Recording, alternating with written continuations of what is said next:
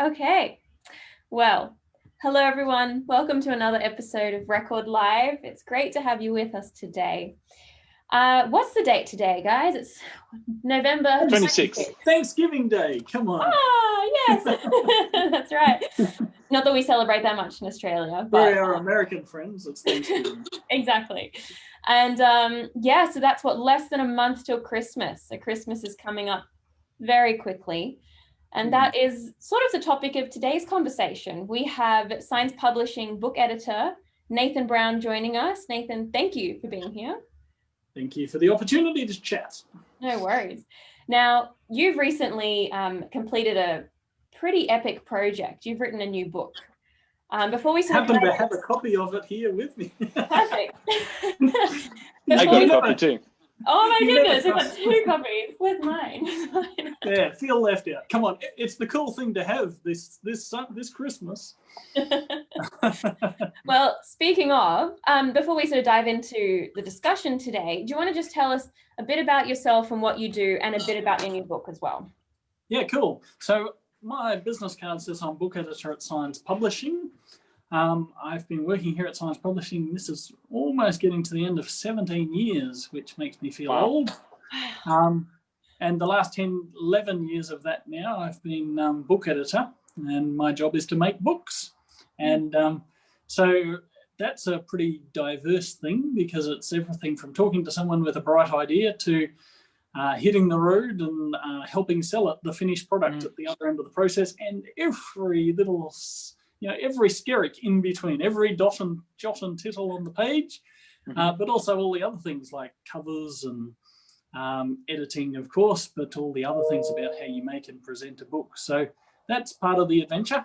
And of course, that's a great variety, because we do things from recipe books to children's books to heavy-duty theology books and lots of other storybooks and lots of other things in between. So plenty of variety and a lot of different things in the process that we do. So, and then every so often, I just have the opportunity to write something.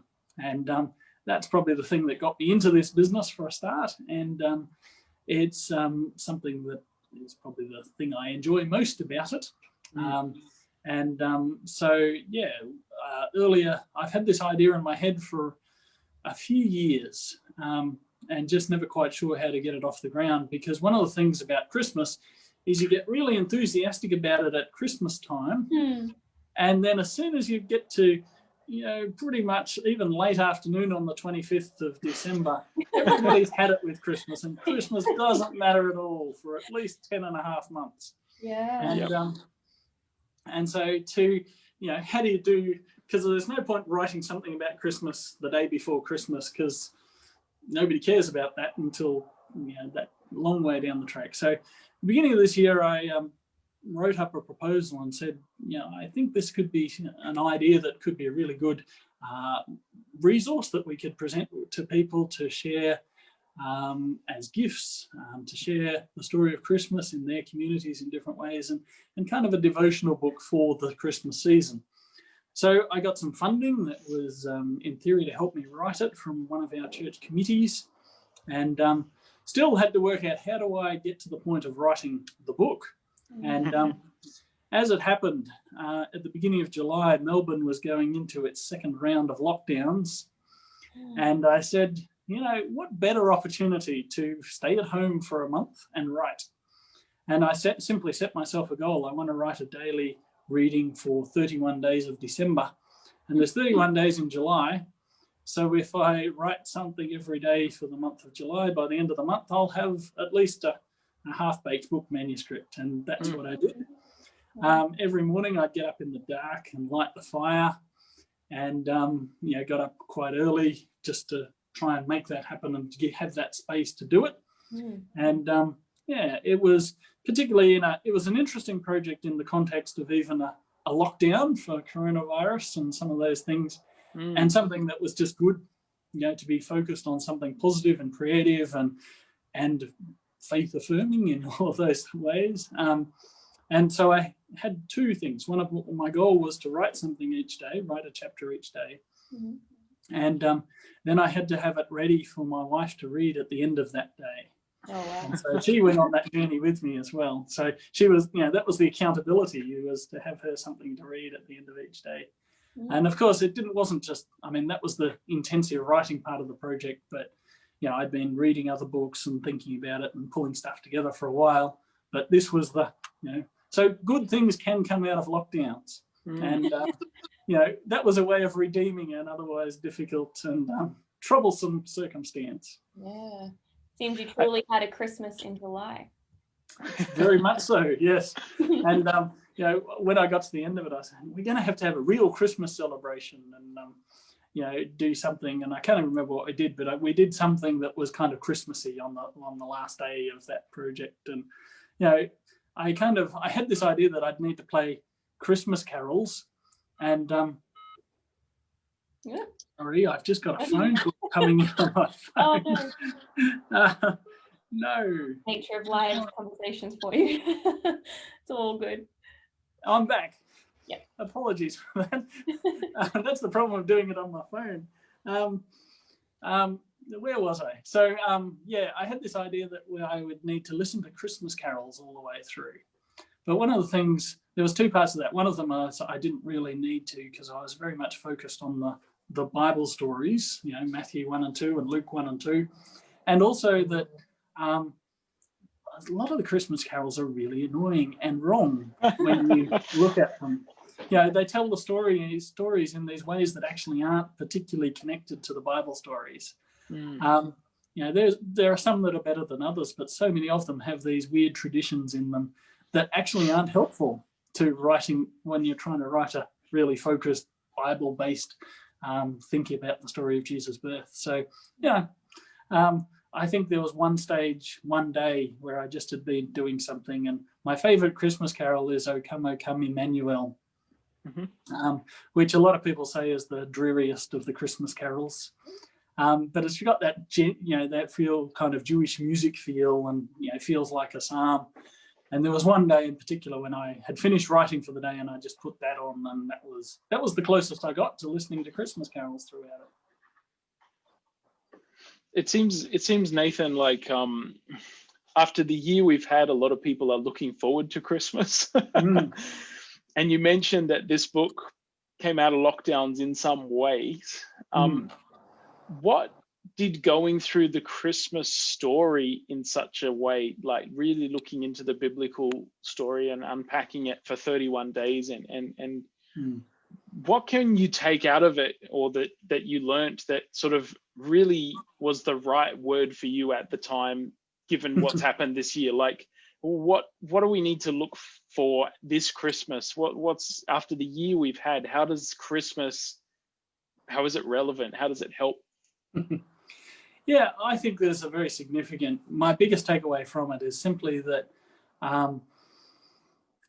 with all the things around us, whether it's pandemics or politics or protests or whatever else that starts with P that might be problematic. Do you like what I did there? I like it. After that kind of year, it kind of seems there's a temptation we might have to say, well, how does the story of a baby being born actually stack up against all of that? And I think that's a legit question. But I also think we have a really good answer to it, which is the best thing we can do after a year of all that is to retell that story, because that's the story that really matters. And it matters more than all the other ones put together. And I think it's almost an act of resistance to just insist on that, to say, this is the best story I have to tell at the moment. And I think that's something that we should claim as people who follow Jesus, as people who find hope in that story, that to retell the story, to re-sing those songs, to celebrate and all of those things is actually an act of defiance, an act of resistance, that all these other things that have dominated so much of our attention aren't the things that matter most. And I find that really encouraging and uplifting and positive, and I just think that's who we're called to be, as people that are shaped by that story, and that actually believe that story is so important that it matters more than all the other stuff. I love what you say about being an active resistance. It just it's so empowering, you know. But I guess I'm curious to know what your approach was in writing the book, because a lot of people, you know, you mentioned the year that's been, and how can the story of a baby stack up against that? Like the majority of, at least, you know, Australia is secular. I think most Western countries are that way. They treat Christmas as like Santa Claus and the reindeer and all of that. How do you go about writing a book that sort of addresses that and can minister to that without being kind of too niche? You know what I mean? Like, is it a book actually targeted at the secular society, or is it a book targeted at Christians? And I think that we all need the story, so it is, you know, I think it works for all of us. And the invitation that is the introduction to the book is simply, whether you haven't really spent much time thinking about the story, or whether you've told it every year at Christmas time for as long as you can remember, and you were one of those kids with a tea towel on your head, acting it out back in church days. You've got that look of recognition there, Mary Helen. many church plays. Many. Yeah, so you kind of feel like you know the story inside out. But when you actually go back and look at the story, I discovered new things about the story by basically studying it as closely as I did. And the approach I took to it is simply that this thing happened. You know, so even the angels, when they announced to the shepherds, "Today I bring you good news," you know, that phrase "good news" is a key phrase. And the first thing is news. Something happened. You know, you guys work for a news magazine, you know what news is. Something happened. Who, what, when, where, why. And that's the first chapter of the book, is simply, this thing happened. You know, whatever you might say about it and however you might understand it, you know, every time we say 2020, we're saying there's something happened about 2,000 odd years ago that since that time has been reflected back on as one of the key turning points of history. Yeah. You know, and it's kind of bizarre that that would be the birth of a baby. And of course, there's more than just the birth of a baby. It's the story of Jesus and what he did, and his life and death and resurrection as well. And of course, I spend a little bit of time in the book on that as well. But there's this thing that happened. And so, you know, there's not really too much argument pushing back to say someone called Jesus didn't ever exist. That historically, this is a thing that happened. And so there's a little bit of apologetics from that angle of just saying, so it happened. And then there are, when you go through the stories, there are all these claims about it and why it was significant. And so my question really throughout the next 30 chapters of the book is, what makes it good news? Right. And, you know, so where's the goodness in this story? What's the difference that it can make in our lives, in our communities, in our world? If this story changes everything, you know, and I get to that point, why is everything such a mess? You know, why have we had the year we've had if this is the story that was, you know, about making everything right and all this kind of thing? So there's some significant questions to be asked about it. Yeah. But there also, when you go back to the stories themselves, there are some absolutely stunning claims that are made about who and what was going on at that moment.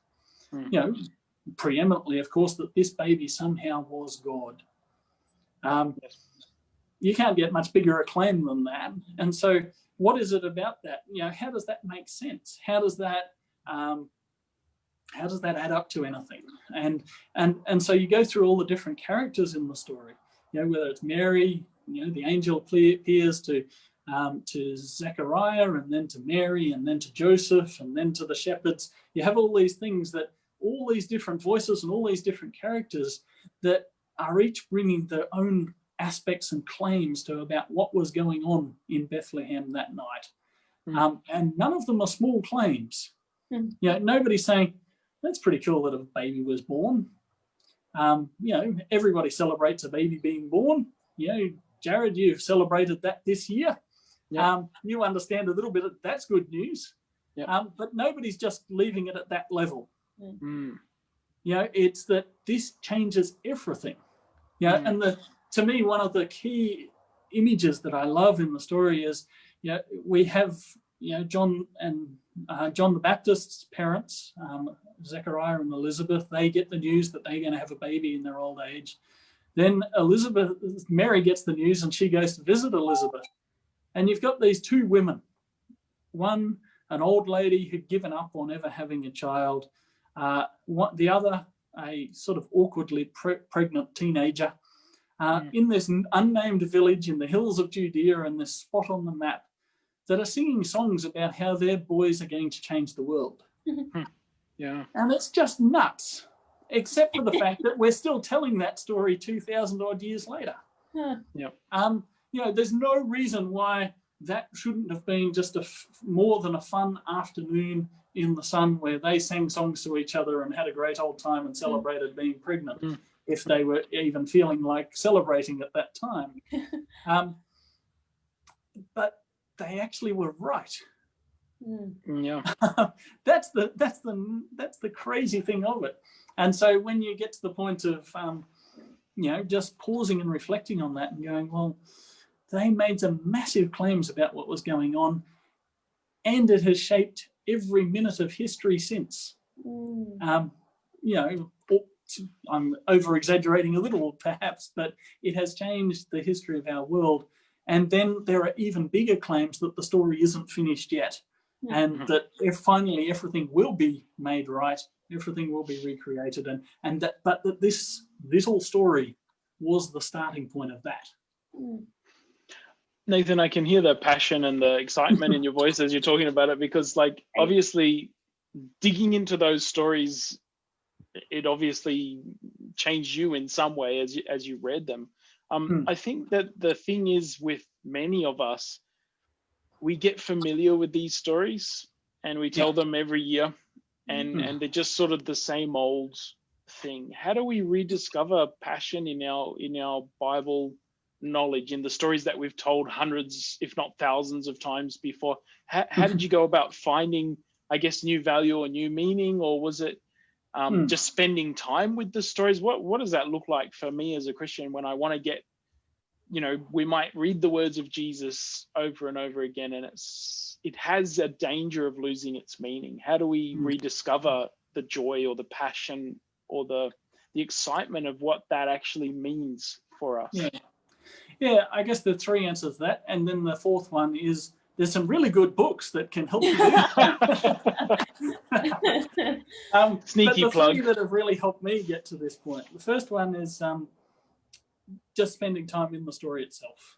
And that can be and this process of writing this book, and I've had the experience in other ways and other projects that I've worked on. And to me, it's one of the best things that I get to do as a writer is when I have just something that directs you back to going through very carefully what the stories actually say, and sort of peeling away the stuff that actually isn't in the story that we've assumed is there. Yes. And also, there's the points that we've missed. I mean, one of the little ones that I discovered that really caught my attention, and it became one of the chapters in this book, was Joseph's role in the story. And, he, just as much as everybody else, has an angel turn up and talk to him. So he kind of ends up he's the guy in the background in the nativity scene. He's not so much a character in the story, but when the angel came to him, he was given back the role of father. Because if you go back and compare it with Zechariah's story, it was Zechariah who had to name his son. They wouldn't take Elizabeth's word for it. So she said, let's call him John. And they said, well, no, we can't trust you on that. What's Father Zechariah want to name him? And so Joseph gets invested with that same father role when the angel comes to him and says, you will name him Jesus. And he will be the savior, because he will save his people. And to me, that was just one of those moments that I hadn't thought about before, but it's right there in the story. And it is God drawing Joseph back into a key role in the life of Jesus, in the story of the birth of Jesus. And there are a number of other things that I came across in doing that I just hadn't seen before. So it's simply spending time with the story and reading it carefully. Having to write something about it is a great disciplined way to develop your thinking about it. But two other things that I guess have been a significant part of my experience in the last couple of years has been to visit some of the places in Israel, to visit Bethlehem. I've done that 3 times. I've had the privilege to do that since 2013. There was a previous book of Waffles and Following Jesus, just had to name drop that one, which was the story of that one of those trips. And I did it for the purpose of writing that book. But of course, that's a way of just rediscovering the stories. And again, that's just a really kind of immersion therapy way of going deeper back into the stories, because, and you could do that, you can find good video clips of most of those places online very easily. So there's plenty of opportunities to just engage with some of those places and stories.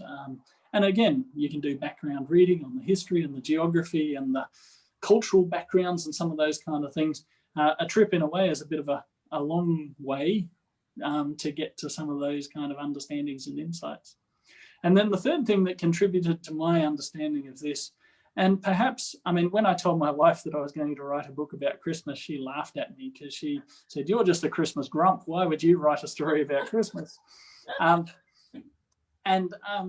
So since 2013 or 14, I've been a regular part of Road to Bethlehem here in Melbourne. And of course, that's a key, this is its 25th year this year of a major project of the Adventist churches here in particularly the eastern suburbs of Melbourne, to every year acting out and retelling to thousands of people. And I think I saw a stat the other day that suggested that I think it was something like 170,000 people had gone through Road to Bethlehem in its history here in Melbourne. Wow. It's just crazy. And so I've been wise man number 3 for the last 7 years or whatever it's been. And being a wise man is an acting role. I have to try and look wise and grave and learned and exotic and all those things. But it is a unique way to be immersed in the story. And not only that, to work with an amazing group of people that have been passionate about telling that story over so many years, but also to see how people react to it. And, the kids that come along and, they go, wow, when these strange wise men, come out through the crowd into the marketplace in our version of Jerusalem or whatever it might be. And to see how a story like this can capture people's imagination. And, and that even in, as you said, in secular Australia, that still we can get crowds of thousands of people to come and, just spend time as a family retelling, reliving, re-experiencing this story again. And so that was one of all of those things contributed to, I guess my re-engaging with the story of the birth of Jesus and wanting to share it in a different kind of way. Yeah, wow. Nathan, you said this is a sharing book. And I think that is awesome. I'm just wondering if you could clarify sort of what that really means and sort of why you created it as a sharing book, particularly at Christmas time. Well, firstly, it picks up right where I left that answer, is that I've seen how people are interested in, and it's long been recognised from our church perspective that, this is the one time of year where a lot of people are just a little bit more open to hearing about the story of Jesus. And, to me, it is one of the things, it's one of the miracles of incarnation that despite all the stuff of Christmas, the story still gets told. Yeah. And that's, to me, is what incarnation is. And some people kind of are critical of Christmas for all the stuff and all the distractions and all the busyness and all the junk that comes with it. To me, that's exactly what incarnation is that God comes through that God is in the midst of that. And so that to me is, that's a God thing, that we still celebrate Christmas as a society, even as bizarre and, messed up as it can sometimes be. And I think, that's long been recognised from a church perspective. We often run Christmas programs and we invite people from the community to it. When it comes to producing a book for a sharing book, and our church has a larger focus at the moment and is There's some people in your building there who are spending quite a bit of time on trying to say, we want our church to be doing more in sharing literature and, using some of these things to reach out to our communities. And I guess one of the things that I imagined with this book is it's the kind of thing that you would give to someone as a gift. And often we talk about mass sharing, and perhaps that has its place, but I'm more interested in meaningful sharing and the kind of sharing where you actually not just put junk mail in somebody's letterbox, but are accountable to it. And so you give a book like this to a friend, and basically you're signing up to having a conversation with them about it sometime down the track. And that might be a neighbor, it might be a family member, it might be a work colleague, it might be someone who does come along to a church program or whatever it might be. Road to Bethlehem here in Melbourne this year is giving it away to people in Victoria who register to come along to our virtual event. And, we've had hundreds of them distributed already in that way, and that's pretty exciting. We made this book intentionally to be beautiful and to look like somebody cares about it. It is designed to look like a Christmas card, and the paper's a little bit thicker than a lot of the paper we use to print other books on. Because we want it to feel quality and classy and feel like it's the kind of thing that you would be proud to give to somebody as a gift, and it doesn't feel just like cheap, nasty newsprint or whatever. So it's been very intentional, even in its physical form, to be something that you can be proud of to give it away. And, one of often the best affirmations you get in some of these kind of things are at home. And I've had, my mum and my wife have both said, hey, I want some copies to give to friends for Christmas. Oh, great. And, and both of them are people that I would probably not usually consider that they would be someone who would share literature in a sharing book kind of way, in that formal kind of thing. But, and that's exactly what we want people to do with it. And, that's exciting. And we also have, there's a few churches around the country that I've heard reports back from already that are planning Christmas programs that are using, the designs from the book cover and that kind of thing as their invitations and that kind of, to engage with that. And there are other churches who have given a copy to every family in their church and have then said, and we have some extra copies if you want, once you've had a chance to have a look at we want you as a family to, use it. But once you've had a chance to look at it and check it out, come and tell us who you'd like to give it to, and we'll give you another copy that you can, wrap and, give to them as a Christmas gift. So I really want it to be something that people engage with personally, but also then share it in a meaningful way with. I've got a couple of neighbours that I'm planning to give it to in the next week or so, because of what they've contributed, as a thank you for what they've contributed to our street this year in amidst lockdowns and restrictions and all of those kind of things. And, so that's one just little thing that I'm planning to do. I was going to ask you briefly about that, Nathan, because I remember, what I'm hearing you say in that answer was relationship is underlying this sort of the shariness. You have a relationship and then hopefully can continue a conversation in relationship once you've given them this gift, which is nicely wrapped and everything. But you had some experiences earlier in the lockdown sort of times in your own street. Can you just briefly sort of tell us about that little anecdote? Because we did... you published an article in Record earlier. We saw the story earlier in the year in Record, but not everyone may have seen that or been familiar with that. It's sort of, to me, it's a working example of building relationships, or a practical example of how to do that that anyone could do. Any of us could really do that sort of thing. So can you just remind us of that? Yeah, the first simple part of it is we've lived in our street for 10 years now, and I've talked to more of my neighbours in the past few months than I have in the previous 10 years put together. Yep. Partly because we've all just been there more, but we've also been out walking and, those kind of things, and also, possibly a little starved of human interaction as well. So back in the first lockdown, when most of Australia was a part of it as well, we were sharing the Live More Happy sharing book by Darren Morton. the pocket edition of that. And I there's a kind of it just in my immediate area. There's 20 homes, and so I didn't just put a copy of it in everybody's letterbox, but wrote a letter with it as well, saying, introducing ourselves, but sort of responding to another family that had taken the first initiative in doing that. But putting ourselves out there, putting our names to it, and introducing ourselves and what we do, and these are our dogs, and these are the ones we walk down the road, and I've probably in that time, and even just in the last couple of weeks, I had a first conversation with somebody who was out walking their dog as I was walking mine, and they said, "Oh, you're Nathan, aren't you? And thank you for putting that book in my letterbox 6 months ago." And so they knew who I was. We had that brief conversation, and we've had conversations in the few weeks since that time.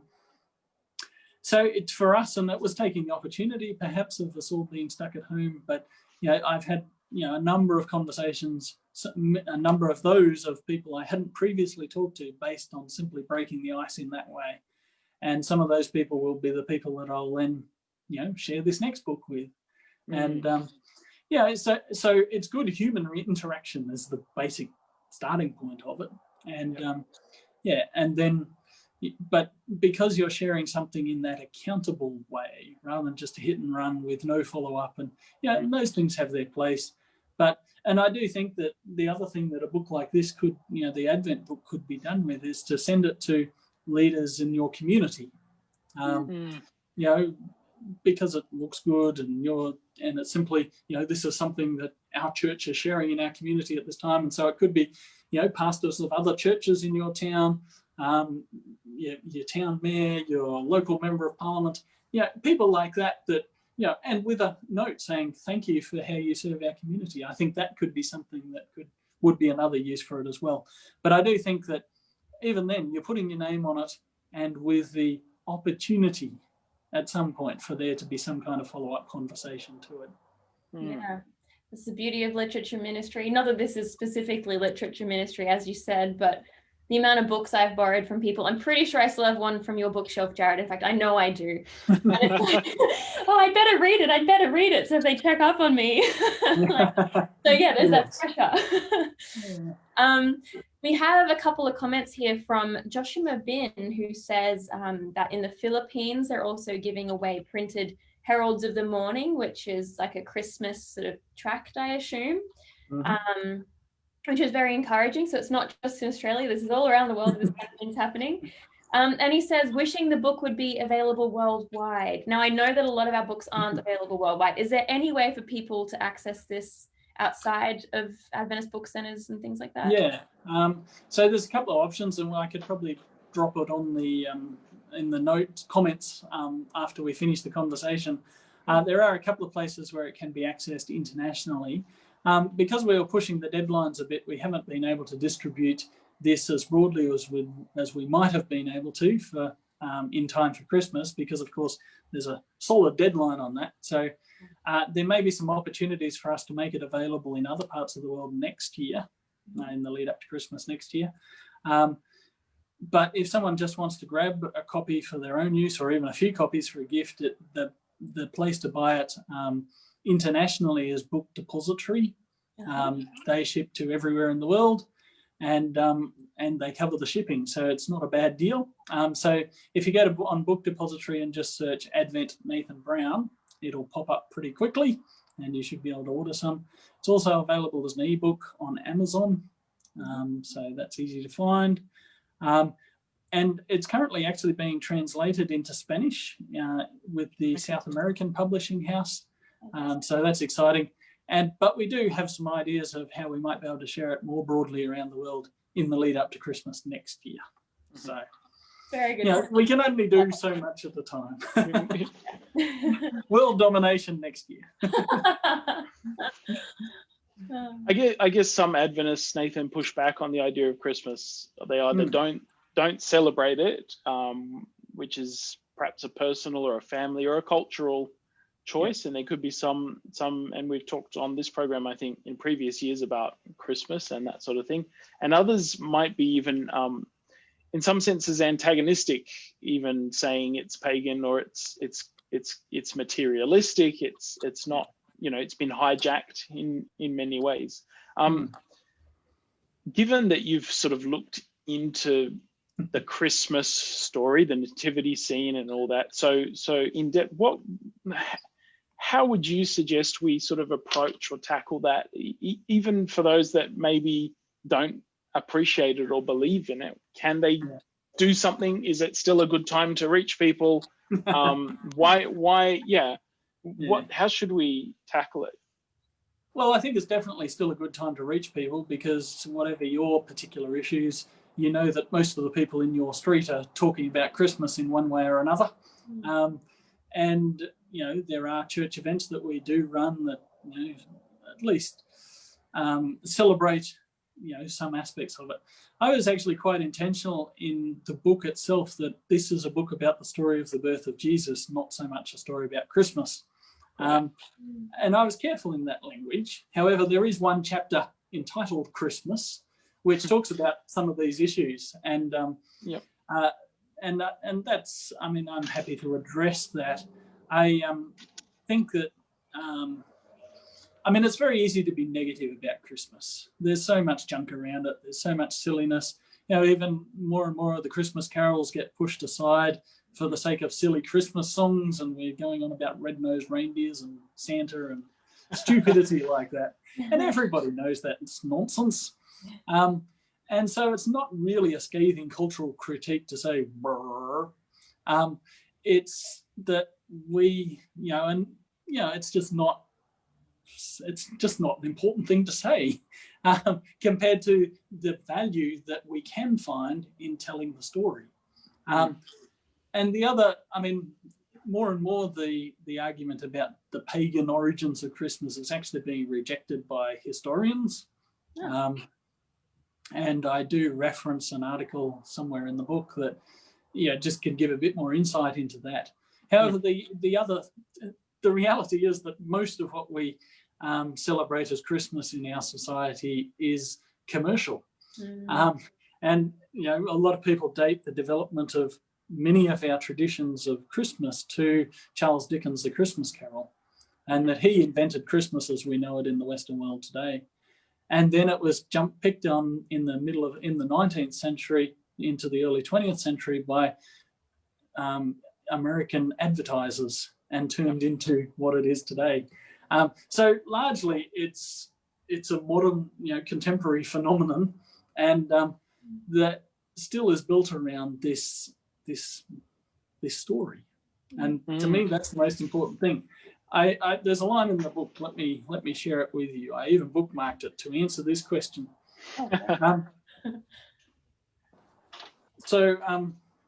Because of the ambiguities and some of the darker assumptions about the origins and motivations of Christmas, some people think they need to reject Christmas and resist any and all the trappings and traditions of the season.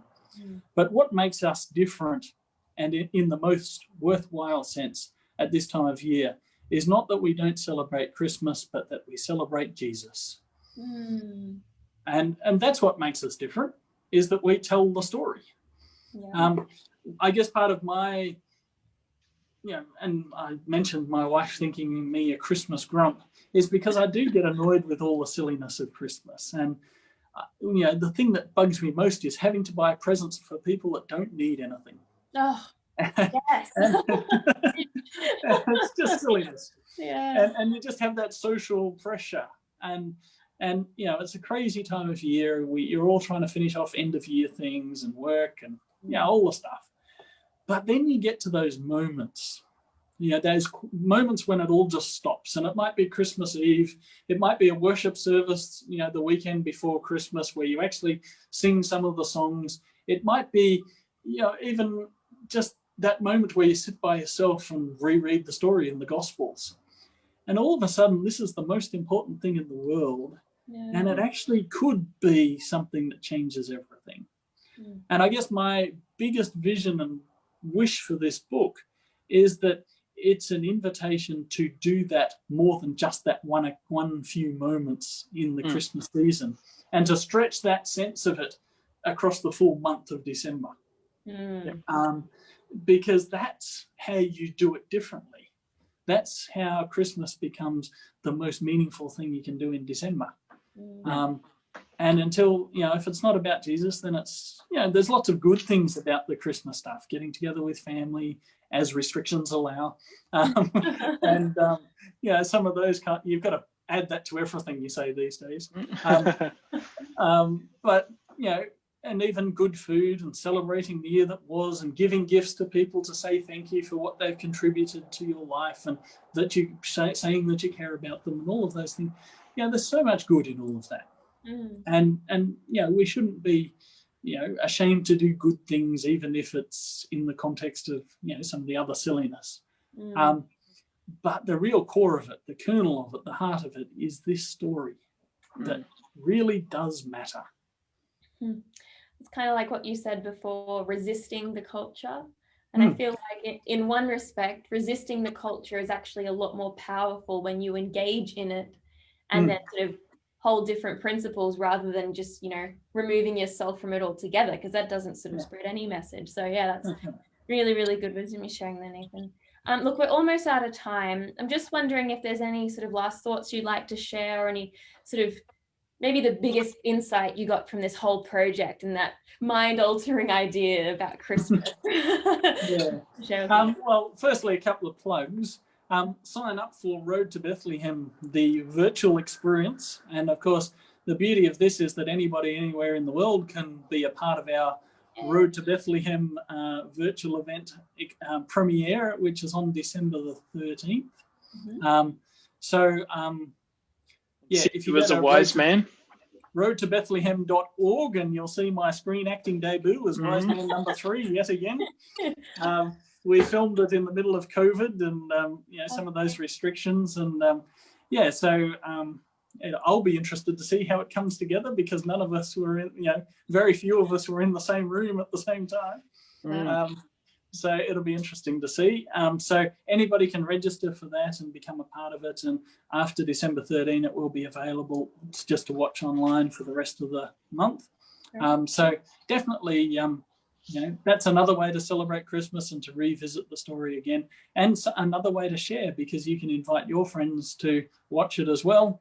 And again, another way to share the story. Buy a copy of the book for everyone you know. And, the ideal Christmas gift, all your Christmas shopping is done by buying a single box of the book. It's a beautiful thing. But I guess my deepest insight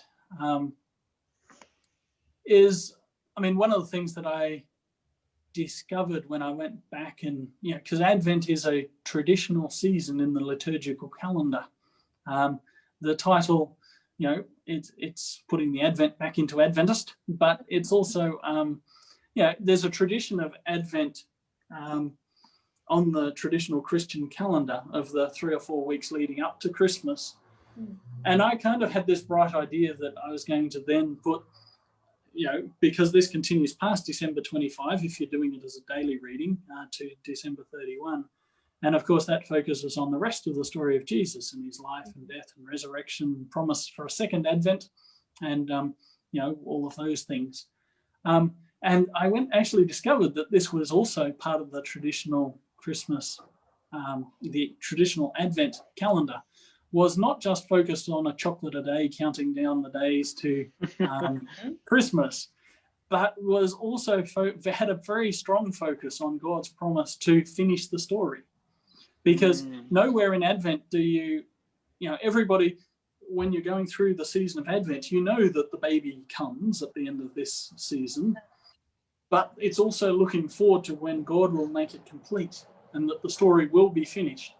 And I was fascinated to discover that, this even a focus on judgment as a key part of the Christmas story, that God will judge the world, and judging the world is good news, because that is about setting wrongs right and about recreating the world as it was intended to be and as it is promised to be.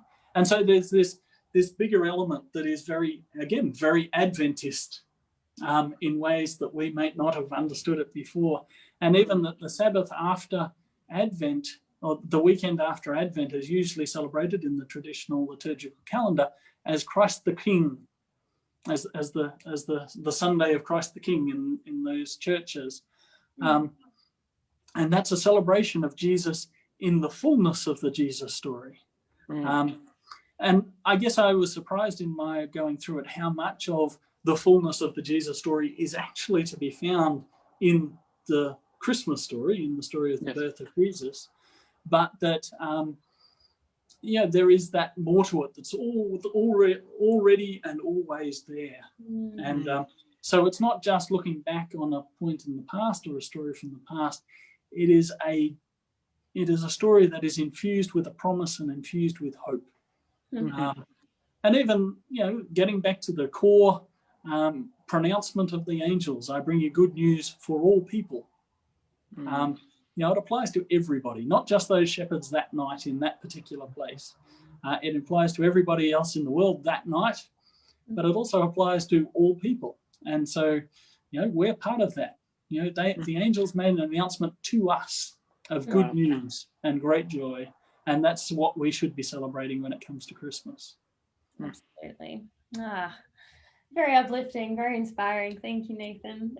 Sure. Yeah, I certainly hope to read the book, look forward to reading the book, and I hope that everyone who's watching feels inspired to do the same. We will leave the links as to where you can get those books, whether internationally or domestic, in the chat, and we'll respond to your comments as well. Thanks again, Nathan. It's been great to have you. And thanks, Jared. And thank you, everyone, for joining us. Thanks, everyone. See you next week. Thanks, Nathan. Happy Christmas. And happy Christmas. See ya. Cool.